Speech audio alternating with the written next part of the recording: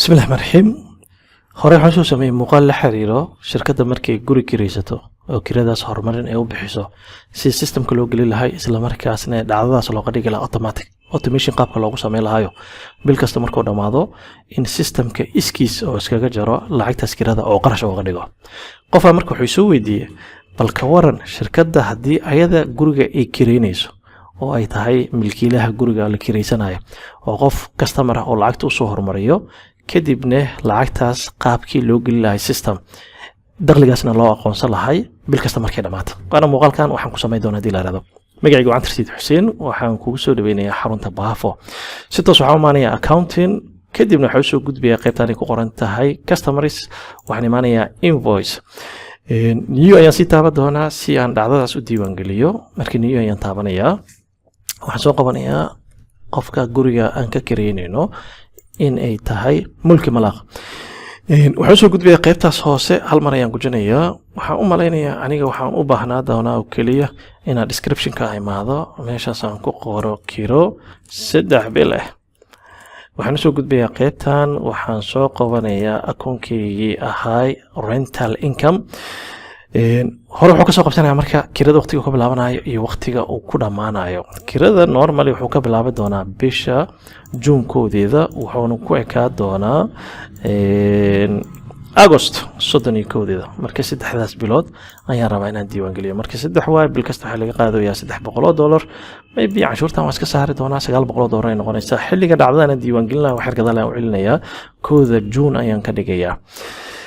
Haddaba بعدما هل بالأي صورة ماتي أو جون بيشهر وهاي هذا أنا كجيرو جولاي أنا كجيرو سيستم كا أوتوماتيكلي بيشهر العقد تظهره كأقوسات هنا بيشان جولاي يو بيشو كحكت أغسطس مركو دماذا أيو سيستم كا ديوان قلنتي دو سمينيا مركب بالكستو $6 ستوس وحن تابنا يا كونفارم أيان ليه كونفارم مركان تابتو قيبتان كور إسبدالية راكسو موقناي waxay maanahay deferral interest wax loo yaqaano. Marka intaan lacagta aan bixinin waxaan rabaa hal report inaan ku tuso balance sheet-kayga imaanaya si toos ah waxaan sameynayaa inaan kala bixiyo. qaybtan receivables-ka waxa soo galayo rental receivable oo $900 bacdama wali customer ka lacagta uusan bixinin automatically meeshan ayuu ku soo dhici doonaa. $900 lacagta ka qabanayna si cash-ka uu soo galo marka maybe gadaal ayuu soo laabo doonaa. inta wax ka dambeeyo waxaan leeyahay b lacagtaas inaan qabanaan rabnaa qofka hore inuu ka soo bixiyaan ka soo qaadayna lacagta akoonkan Salaam Bank ayaan ku shubanaynaa $900 taariikhdii uu bixiyay wax yar gadaal u celi doonaa waxaan ka dhigayaa isla kooda June inuu bixiyay credit payment ayaan taabanaya. intaas markaan sameeyo hal mar haddii aan ku soo laabto balance sheet-ka oo aan ku tuso lacagtii rent receivables ku soo dhacay hadda waxa uu soo wareegay Salaam Bank marka $900 meeshaas ayuu ku dhici doonaa. haddii aan marka qaybtan deferral interest-ka aan ku soo celiyo meeshaan marka muxuu sameynayaa meeshaan aad muhiim u noqonaysaa. $900 wuxuu ku shubi doonaa akoon loo yaqaano unearned rent bacdama kiradaas wali aan la shaqaysanin. taas marka waxay keenaysaa lacagta $900 June markii la joogo inay deyn tahay. marka bishaas June markay dhamaato $300 go'ayso waxay noqonaysaa rent income. July August markii la gaaranay ayagana sidaas la mid ah $300 ayuu jari doonaa. marka hal mar haddii aan balance sheet-ka aan kuugu celiyo oo qaybtan hoose u soo gudbo markii la joogo bishan hadda aan taaganahay ee July $600 oo waxa jirta kiro 3 bilood aan qabanay marka bil kamid ah waa noo xalaalowday waa noo dhimatay oo ah June. July August wuxuu u hayaa diinhaan u hayaa kor u hayaa oo wali wuxuu noqonayaa kiro wali aanan shaqaysanin marka kor u haynaya even though lacagteeda aan qaadanay lacagta waa haysana laakiin nooma bislaanin wali af Soomaali kala hadaan kugu sheego $600 wali ma bislaanin.